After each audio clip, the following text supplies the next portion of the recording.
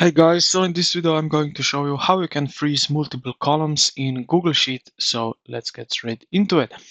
Now, this is the fastest method and it works on any desktop browser. So let's go straight into it. Now look at the top left corner of your sheet where the row and columns letter meet. So the empty gray box right here. So this one at the top right here.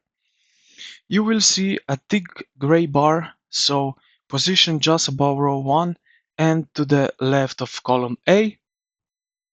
So hover your mouse over the vertical gray bar until your cursor turns into a hand icon, as you can see uh, it does to me.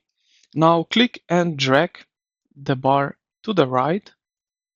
So drop it after the last column you want to freeze. So if you want to freeze column A, B, C, then drag it to the line between C and D, just like that, and you will see now this gray line.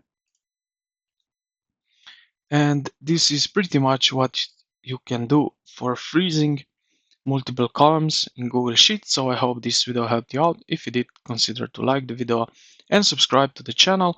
Thank you for watching, and I will see you in the next one.